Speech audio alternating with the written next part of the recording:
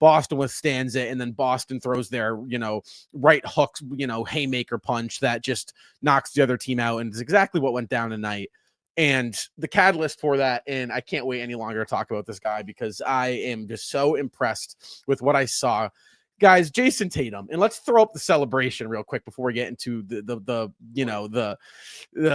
stats. But the new wrist celebration. Shout out rookie Baylor Shireman who came up with that.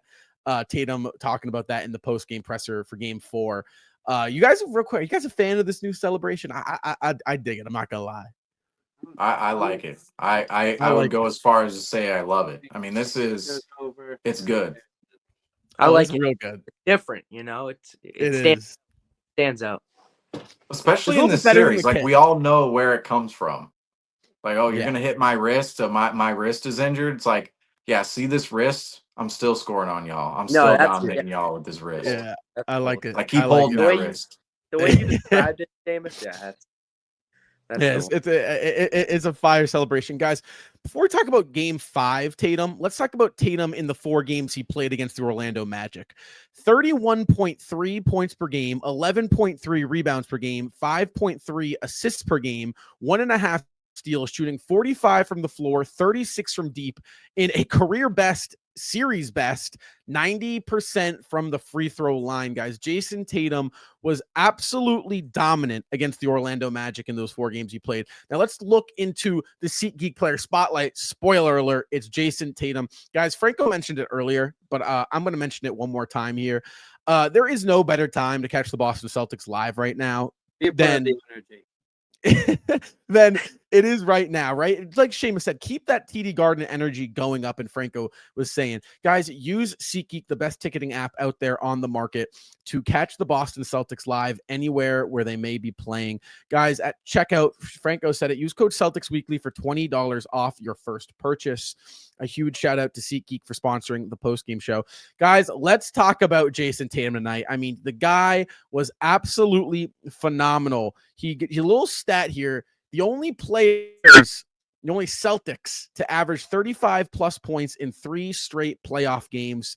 Jayson Tatum joining the legend Larry Bird. Guys, Tatum tonight, 35 points, 8 rebounds, 10 assists, 1 steal, 10 of 16 from the floor, 4 of 5 from deep. I just want to say this real quick on Jayson Tatum before I get your guys' thoughts. This was supposed to be the best and was probably the best defensive matchup we might see all postseason. Well, Jayson Tatum just made them look like a G League team. And I had never seen, probably over the course of a full outside of Game 1 playoff series, Jayson Tatum dominate as well as he dominated the Orlando Magic. Guys, right now, in my eyes, Jayson Tatum might just be the best player in these NBA playoffs. With Tatum playing like this, you look at it, no Holiday. Porzingis was essentially a non-factor. The Celtics behind Jayson Tatum were absolutely able to walk past the league's second best defense in this series and in this Game 5. Tell me a little bit about what you guys saw from Jayson Tatum. Is that it? I think that's it. I'll get it down, but does he do the 3 too? Like this? Was it right? Well, yeah. I don't know. This. Yeah, I think it's. Which way? See, I feel like there's a wrong way. He does the Dirk. Might go over. Right? He goes like that. There. We'll figure it out as we see it a couple more times. There it is. It's a little new, but let us. You guys digging the playoff commercial, by the way? How about we have the other celebration in the playoff commercial. Have you guys seen that? What the where like the kiss is in the playoff commercial and there's different fans and then like the Boston fans. It's like the most typical looking Boston fans in the world. And they stand up. They're like, oh. Nobody's seen that. Nobody knows what I'm talking about. I've seen it. I wish I could name the song right now. We're kind of showing our age right now, not being able to know this song, but we'll get it. Too old or too young for us? No, it's like when I saw the song put out there for this commercial, I was thinking that's got to be for a little bit, like the generation has got to be a little older than ours. I'm not sure if that song is for us. It's like maybe 30s, 40, or like people trying to get them into the NBA circle. But anyway, Jayson Tatum. Don't let me go off on a tangent about commercials here. Yeah, well, we're going to be seeing him in a lot more commercials because this playoff series is not just a legacy series for the Boston Celtics, obviously noting all their historical accomplishments alongside the fact that they are running to go back to back. But this is a legacy playoff run for Jayson Tatum, and round one could not have been a better start for him. You saw Jayson Tatum playing at we're not sure if he was at 100% health, and he was still able to contribute at the levels that he was throughout this playoff series. And that's something of concern looking at that wrist, because hopefully that maintains pure health throughout this playoffs, and we probably got through the most physical series that we're going to see if the Celtics do continue to advance in the playoffs in this round one, and hope that the few days off are instrumental for this team. Obviously, hopefully Jrue Holiday returns back to the lineup for game one of round two of the Eastern Conference Finals, but Jayson Tatum being able to just shoulder that weight, because we saw how important he is on the court for the Celtics. One of the main reasons the Celtics fell behind in that second quarter after gaining that lead back a little bit in the end of the first quarter was it was time for Jayson Tatum to sit on the bench, and it seemed like this offense lost its sense of direction during that stretch, and just for it to go right back to where it was when he came back onto the court, obviously leading to that run leading up to the second half and throughout the third and fourth quarters. Jayson Tatum just was making key plays for this team and taking a lot of the focus away off these other players. And the Orlando Magic did a good job of taking care of the other players on the Celtics lineup, looking at Derek White, Kristaps Porzingis, and Al Horford all in single digits of scoring. That just leaves that open opportunities for your two-star players, Jayson Tatum and Jaylen Brown, to absolutely exploit whatever player is guarding them in an isolation look. And on the defensive end, bringing that energy, and also vocally, as we noted in the chat before hopping into this post-game show, that this was probably the most verbal and energetic Jayson Tatum we've seen in a playoff atmosphere. And to get that out of him is kind of something the NBA and us as Celtics fans have been waiting to get out of this player. Is when are you going to take that confident leap to begin playing and with, I don't want to call it an arrogance, but a swagger to your game where you can talk your smack to the players, tell the Orlando Magic it's time to go home in the fifth, and with 5 minutes left in the fourth quarter, and just being able to carry that out, and also matching that type of talk on the defensive end and bringing it, and also helping this team start off a lot of transitions when that started to happen, when you saw the Orlando Magic start to fall apart. Jayson Tatum was just able to exploit that to the fullest ability possible, and is really I'm looking forward to seeing what else Jayson Tatum is going to be able to do, because hearing that stat that was brought up earlier about him matching Larry Bird for 35 points and 35 plus points in a consistent playoff game. We had another plug to our show. We had legendary Boston Celtics writer Dan Shaughnessy on the show, and the pinpoint focus of that show was about how the Celtics of the 80s compare to the Celtics of the 2020s. And that conversation is just growing more and more fruitable because it's just a magical run that we're starting to see from these guys, and no pun intended. And seeing Tatum start to expand into this player that is really setting himself apart makes me back up the feeling of that he is the best player around in this playoff series. And one thing that I would rather Jayson Tatum win 10 NBA Finals MVPs than having any regular season MVPs. But I feel like once this playoff series is over, we're going to start to see him getting the respect that he deserves nationally. Jayson Tatum is on a historic list of Boston Celtics players right now, a historic list, because now is the time of the year in which Brown and Tatum really solidify themselves within Celtics history. They've done a lot of great things in the regular season. They've done great things in the past as well in the playoffs, but as the playoffs roll on and as history comes at us, Jaylen Brown and Jayson Tatum, every single year they're out there on the floor with the Boston Celtics during the postseason, they have a chance to do something special. And we're seeing that with Jayson Tatum right now. Rob, you already mentioned it, but we do have the official Celtics stats tweet here.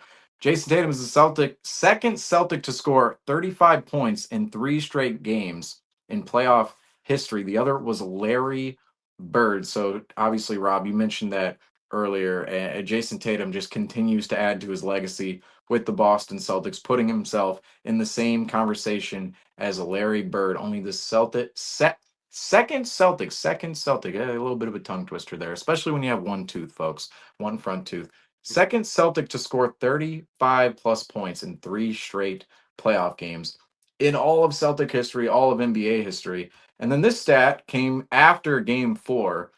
Jayson Tatum is the first player in NBA playoff history to record back-to-back games of 35 plus points and 12 plus free throw attempts without a miss. And folks, tonight Jayson Tatum didn't quite get to the 12 free throw attempt mark. However, Jayson Tatum yet again did reach the 35 plus point mark. And from the free throw line, Jayson Tatum, he wasn't too far off of that 12 free throws without a miss, because Jayson Tatum tonight took 11 free throw attempts and did not miss one. So I'm very interested to hear the stat on this. Jayson Tatum could be the first player ever to go 35 plus points, 11 plus free throw attempts, and without a miss in 3 straight games. I would not be surprised to see Jayson Tatum on that list whatsoever.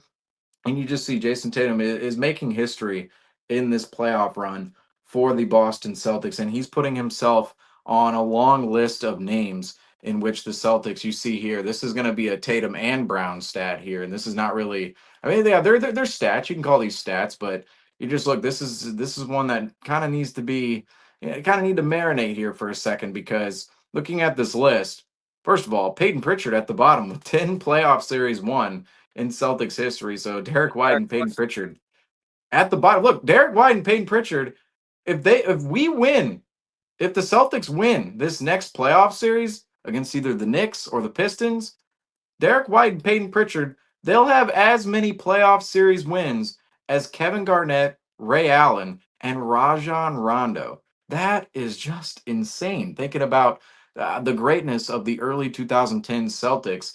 Obviously, they were around for a short period of time, and a couple of injuries throughout time, and just age ruined that team from going on a couple longer runs than what was to be expected out of that squad. But look at the bottom, Derek White and Peyton Pritchard. They're about to pass JoJo White, Gerald Henderson, Rajon Rondo, Ray Allen, Kevin Garnett, Dave Cowens as well, former MVP Dave Cowens, 2-time champion Dave Cowens, Derek White and Peyton Pritchard. They can put themselves up on this list. But you see Jayson Tatum already more playoff series wins than Paul Pierce. That's after tonight. That's after tonight. So after the Celtics won tonight in Game 5, Jayson Tatum up to 15 all-time. Jaylen Brown 17. Obviously, Jaylen Brown coming in a year ahead of Tatum had those 2 playoff series wins against the Wizards and the Bulls in 2017 that Jayson Tatum did not have on his resume. But Jayson Tatum and Jaylen Brown, they're getting up into elite status here with all the Celtic greats, because you notice in front of Jaylen Brown, look, it's the 1980s Celtics. It's Bird, McHale, Parrish, and the 1960s Celtics are Russell, Havlicek, Sam Jones, Satch Sanders, Don Nelson, a little bit of 70s Celtics there too, and Casey Jones. So this list is just letting it marinate here for a second while I'm talking, just looking at the list. People can look it over. It might be hard to see on a smaller screen, but on TV or a tablet, we'll be able to see it better for sure. This is just a legendary list of players, and it really puts into perspective. Franco, you mentioned the Celtics team doing something very historic right now and doing something very special. It highlights that to the fullest of extents, noting that Brown, Tatum, Horford, even Derek White and Peyton Pritchard down there, they are putting themselves into the elite status of Celtics history amongst some of the greats. And this is a stat that matters. Playoff series won. I mean, playoff series one. In the playoffs, it's all about winning or losing. Forget all the points, the rebounds, the assists, all the gaudy numbers, right? When it comes to the postseason and the Celtics, it's about winning ball games and winning championships. And this is a stat right here that really puts into perspective how special this iteration of the Boston Celtics are. And certainly a man that has to do a lot with that is Jayson Tatum. And he's highlighted on that list of players as well. 15 playoff series wins already since 2017 for the Boston Celtics, and Jayson Tatum, of course, 17 for Jaylen Brown. But Jayson Tatum, looking at just the stat line tonight, you could tell he had a good game, but you really have to watch the film on Jayson Tatum to really appreciate how awesome he was in this series and how awesome he was tonight. Because Tatum, the entirety of the series, well, the Orlando Magic, they were playing physical with the Celtics' two best stars. They were playing physical with the Celtics in general. And from that, well, who's taking on the most usage, the most load on the Celtics? It's Brown, it's Tatum, and particularly Jayson Tatum with the ball in his hands. You saw Jayson Tatum's playmaking didn't really come out too much in this series because the Magic wanted to take that away, and they wanted to let Tatum and let Brown attack them one on one in this series and physically go at them. And that's exactly what Tatum and Brown did. And particularly Tatum, obviously, Brown had himself that 36-point game two with Jayson Tatum out of the lineup. But once Jayson Tatum came back in, 35, 36, 30, like 30-point game. We already mentioned the stats in this series. 31 points per game in this series, and he's doing it against one of the best defenses in the league, a defense that's being ultra physical on him, a defense that is openly targeting him at certain moments of games. KCP with the push, we got Anthony Black with the swipe down. We have moments where did the Orlando Magic try to cross the line without making it look like it? Maybe a couple times. Obviously, we saw some injuries out of the Celtics this series, and Jayson Tatum, that's where that wrist celebration comes from, as we were mentioning earlier. But Tatum, to really appreciate the game, you got to watch the film because just looking at his stat line, yes, it's impressive. Oh, yeah, Jokic like stat line 35, 8, and 10. But to really watch the game, you realize Jayson Tatum, the amount of load he's taking on for the Celtics and the amount of physicality he's going up against with the Magic in front of him, that is a lot to take on and a lot to bear within this series, especially knowing the Celtics team prides themselves on being a balanced scoring attack. Well, this series, we saw the moments of balance for the Celtics, no doubt, and the Celtics had, let's face it, more balance to the Magic this entire series. But Tatum Brown took on major roles in scoring and ball handling within this series. They're going to do that throughout the playoffs, but particularly it was needed in this series. And Tatum and Brown, and Tatum in particular, we're talking about him with player spotlight tonight. I mean, he came through on a legendary level. When you're putting yourself into the same conversation as a guy like Larry Bird, the guy behind me right here, one of the highly regarded as one of the best Celtics of all time, at least a top two Celtic of all time. I know Bill Russell, he has his case for best Celtic of all time out there, but Larry Bird, clearly a top two Celtic ever. When Tatum is putting himself in the same conversation as a guy like Larry Bird in a playoff setting, especially against this Orlando Magic opponent, I know people will look at it later on down the line and go, "Oh, the Orlando Magic, yeah, it was 7 seed. They took them out in 5 games." They'll look past this playoff series, but we know within this entire series how physical the Magic were and how hard-nosed that Magic team was when it came to defending, particularly Jayson Tatum and Jaylen Brown. And for Jayson Tatum to do this in this series, a lot of people around the NBA will look past it because it's a 5-game series. It's a 2 versus 7 matchup, and it's Jayson Tatum who, let's face it, he's been doing this for a long time already now this season. He's been doing this a lot this season. A lot of people will look past it, but Jayson Tatum, this is yet another impressive mark on his resume in many different aspects.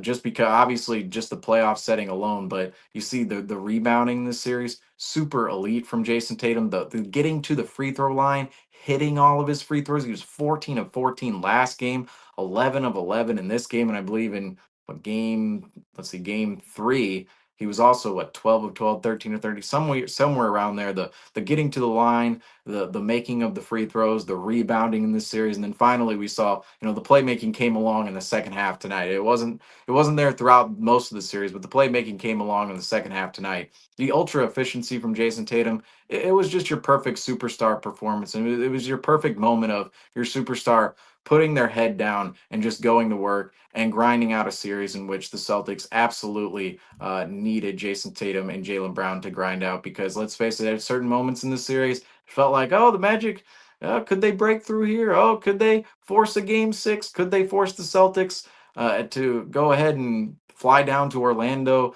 again? Certainly so. And yet Jayson Tatum and Jaylen Brown, giving Jaylen Brown a major shout out here too, because just in terms of what both of those guys did, it was ultra impressive for the Celtics. And at the end of the day, obviously all the role players and the depth helped for the Celtics, but the star performances at the top, it matched Boncaro, it matched Franz Wagner from Tatum and Brown. Tatum and Brown matched those guys, and they did ever more so in this series. And the star discrepancy was very clear at the end of the night, especially when the Celtics walk away with a 31-point victory in a game where Jayson Tatum just misses out on a triple-double by 2 rebounds, folks.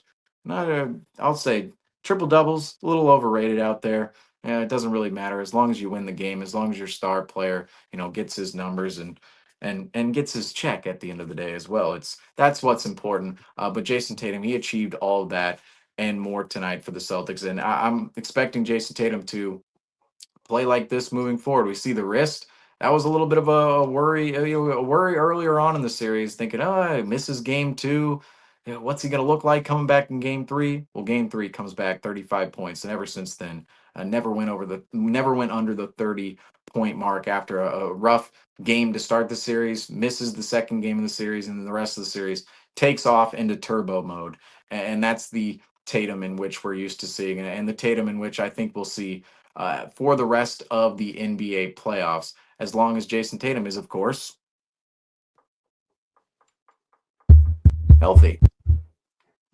Wait. There we go. I'm like, that other piece of wood wasn't as loud. I was like, hold up. There we go. That's all I got to say, folks. Go ahead, Andrew. Yeah, so obviously the stats. I mean, he played super efficient tonight. He got to his spots.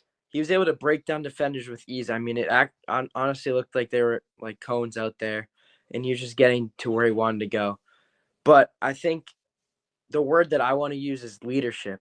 I think Tatum has really stepped into the role of being a leader on this team.